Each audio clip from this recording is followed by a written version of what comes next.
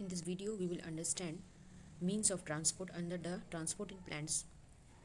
Have you ever wondered how water reaches the top of tall trees?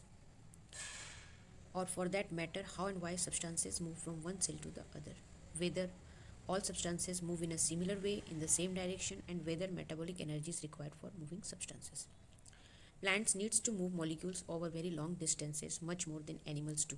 They also do not have a circulatory system in place. So how these plants actually move their substances from one cell to another cells from root to leaves. For understanding this kind of things, first of all, we need to understand the means of transport. Plants needs to move, water taken up by the roots has to reach all parts of the plants up to the very tip of the growing stems. The photosynthetes or the food. Photosynthesis is simply the food which is synthesized by the leaves. Have to move to the other plants, parts of the plants, including the root tips, which is embedded in the soil. So how this mechanism, what kind of mechanism are followed to reach these molecules from one place to another, from one cell to another, from leaf to root. Movement across short distances, say within the cell, across the membrane, and from cell to cell within the tissue has to take place. So these are the short distance movement of the substances. To understand some of the transport processes that take place in plants, one would have to recollect one's basic knowledge about the structure of the cells. First of all, you need to recapitulate the structure of the cell and the anatomy of the plant body, which we have already learned in the previous lessons. We also need to revisit our understanding of diffusion. What is a diffusion process? How this works within the cell? Because in chemistry we have learned simple how diffusion occurs, but in case of cell the concept is the same, but here we understand a little bit more. Besides gaining some knowledge about chemical potential and ions, how the chemical potential and ions works, for this also, before that we have to understand the diffusion also. When we talk about the movement of substances, we need first to define what kind of movement we are talking about. So what kind of movement actually the substances follow, and also what substances we are looking at and what kind of substances actually moves here not all substances moves.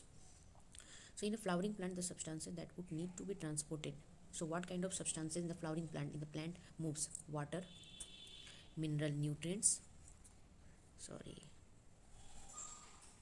Mhm.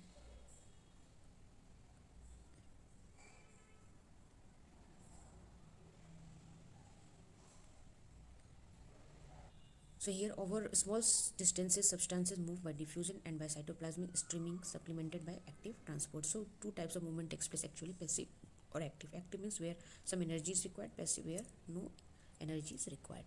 So transport over long distances requires some vascular system. Here not a circulatory system works here, vascular system, and vascular system includes xylem and phloem, that is related to the anatomy of the plant. So that's why we need to understand the anatomy of the plant also. And this kind of transport which requires vascular system, this is called translocation. An important aspect that needs to be considered is the direction of transport. Direction of transport is also necessary. In rooted plants, transporting xylem, that is the transport of water and minerals, is unidirectional. That is, it takes from the roots to the stems. But the organic and mineral nutrients undergo multidirectional transport. Organic compounds synthesized in the photosynthetic leaves are exported to all other parts of the plants, including storage organs. From the storage organs, they are later re-exported. That is later re-exported where it is required. Again, you have to be sent to the required places. The mineral nutrients are taken up by the roots and transport upwards into the stem, leaves, and the growing regions. When any plant part undergoes senescence, that means it starts to natural death, the nutrients may be withdrawn from such regions. Some part is undergoing the aging process or it starts to dying naturally, then the nutrient which is present in that parts are withdrawn or taken up by that plants and it is moved to the growing part of the plant. Hormones or plant growth regulators and other chemical stimuli are also transported. So what kind of substances are transported? Hormones, plant regulators, organic substances, minerals, waters, etc. Sometimes in a strictly polarized or unidirectional manner from where they are synthesized to other parts. This is all about the hormones. Hence, in a flowering plant, there is a complex traffic of compound. That is, the movement of compounds is very complex in a flowering plant because it needs different directions. Each organ receiving substances and giving out some others. Now, here we understand the means of transport. Actually, the means of transport is of two types actually, active and passive. Active requires energy and passive does not require energy. Again, passive is subdivided because some different things are present here, so that's why they have been subdivided. So first of all, we understand the simple transport. That simple transport is a diffusion. Now it is not a simple, it is the simplest type of means of transport or the movement of substances. So diffusion is passive. Movement by diffusion is passive, and it moves from one part of the cell to the other, or from cell to cell. Diffusion may be one part of the cell to the other. That means within the cell it occurs, or from cell to cell, or very short distances occurs. Say from the intercellular space of the leaf to the outside. It is the short distance. From intercellular space, the space present within the cells of the leaf to the outside atmosphere. No energy expenditure takes place here. I have already told you no energy is required. No spend of energy is required for this process. In diffusion, molecules move in random fashion. Here, it is not is a ordered fashion movement of particles takes place in case of diffusion. Here, it is occurs in a random fashion. The net result being substances moving from regions of higher concentration to regions of lower concentration. That means the molecules which is present in high amount, from that region it moves to the region which contains low amount of the same molecules.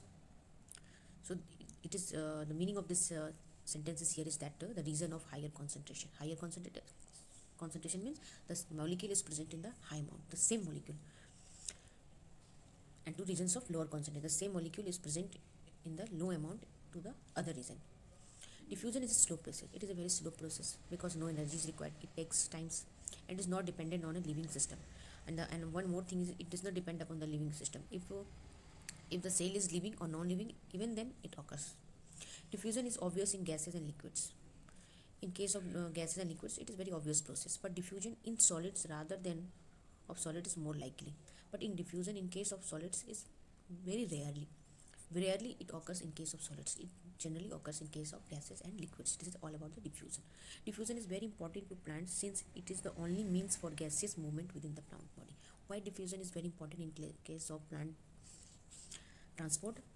Because in plants movement of gases also occurs. We know that oxygen, carbon dioxide, it takes carbon dioxide during the photosynthesis and releases oxygen. So how did the movement of these gases takes place? Because by this diffusion process.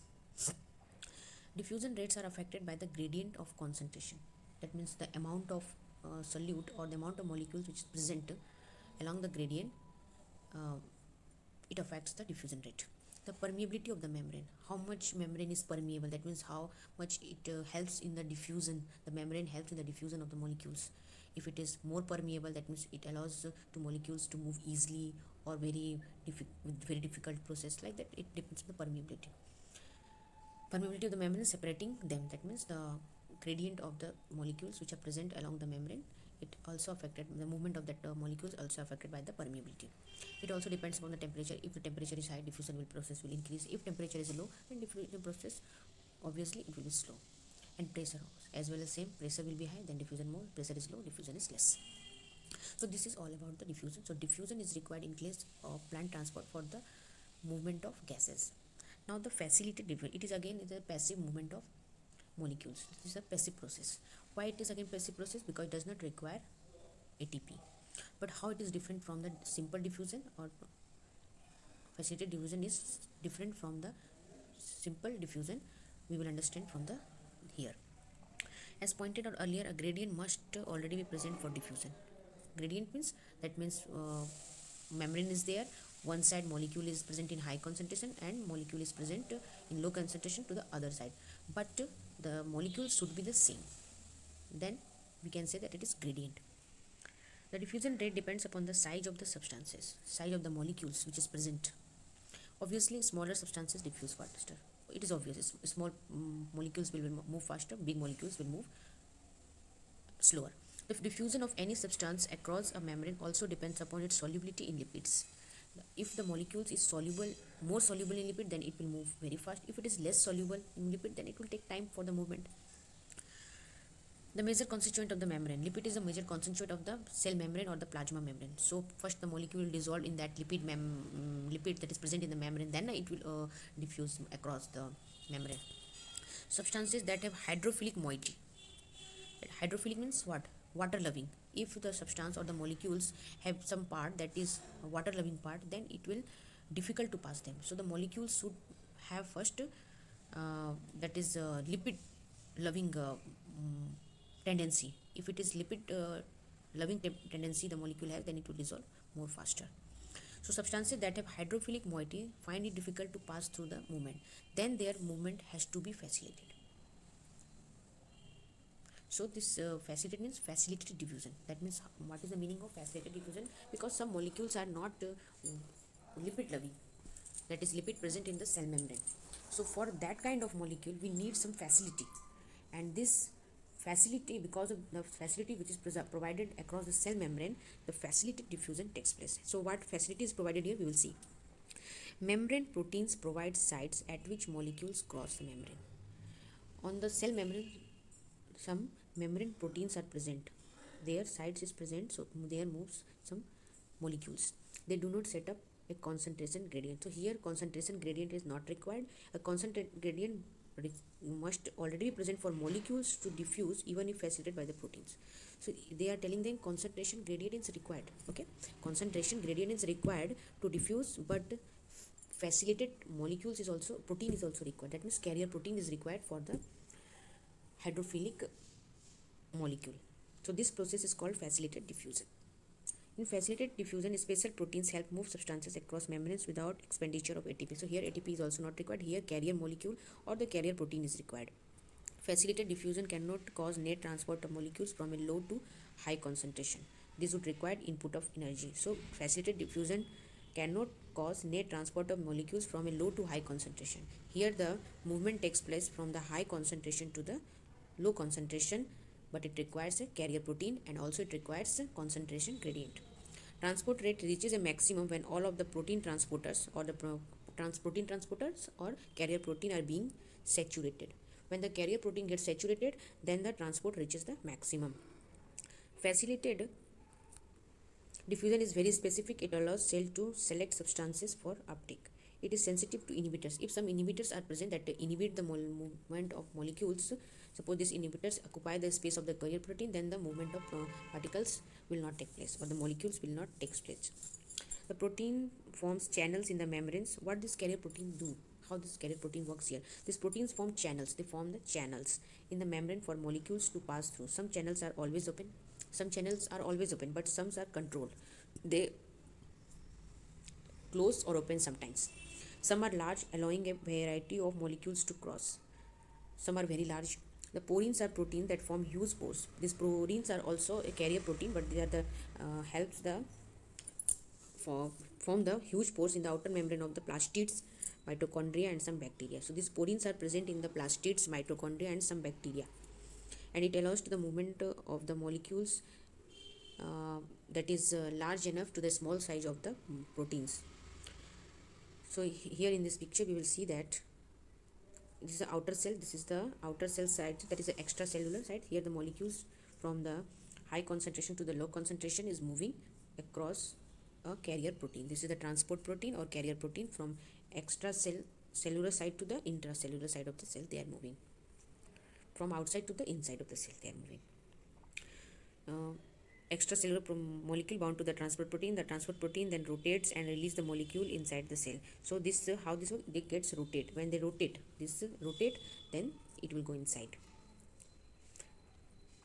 So this are analyze the example water channels. This water channels made up of 8 different type of aquaporins. Water channels is made up of 8 different type of aquaporins. The aquaporins helps in the transport of the water. Now the facilitated diffusion also of 3 types: uniport, antiport, symport. In the uniport, a carrier proteins allows the movement of one molecule, and antiport, the carrier proteins allows movement of 2 molecules but in opposite direction. And in symport, the carrier proteins or the transporter helps in the movement of molecules from the same carrier protein in the same direction. That's why it is called symport. So these facilitated diffusions are of 3 types. Now active transport. Why it is called active? Here simply the ATP is required. Active transport uses energy to pump molecules against a concentration gradient. This active transport works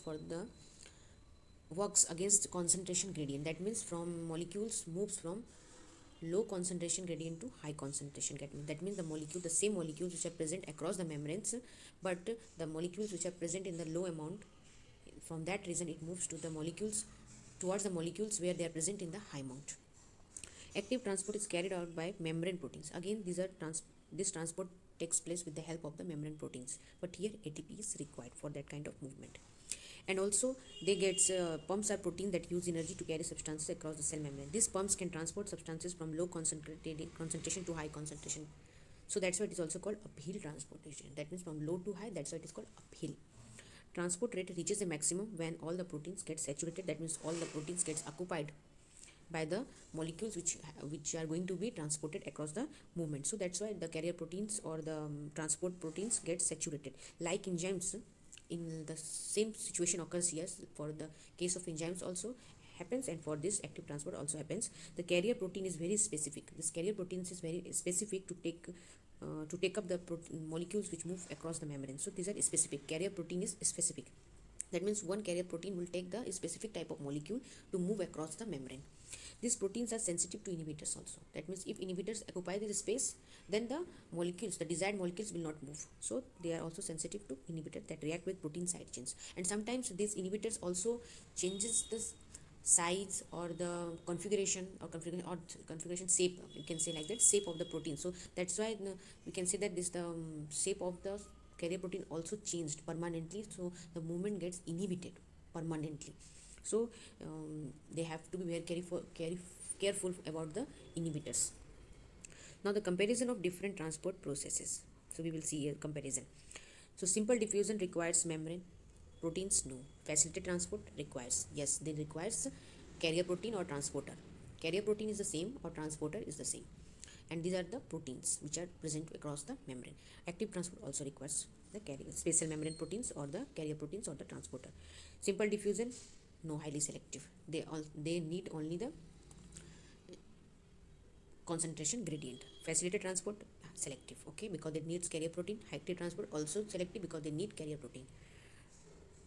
Simple diffusion transport gets saturated, no, it does not undergo saturation because it does not require carrier protein, but this carrier protein gets saturated. So facilitated transport gets saturated, yes. Active transport also gets saturated, yes. Simple diffusion is not uphill transport. That means it does not, we can't say that here the transport takes place from the low to high. Here always diffusion occurs from high to low. So facilitated transport is also not uphill transport. It also takes along the concentration gradient. That means from high to low. But active transport is opposite. It takes place against the concentration gradient. That means from low concentration to the high concentration. Simple diffusion does not require ATP. Facilitated transport does not require ATP, and active transport requires ATP. So this is all about the means of transport in plant transport.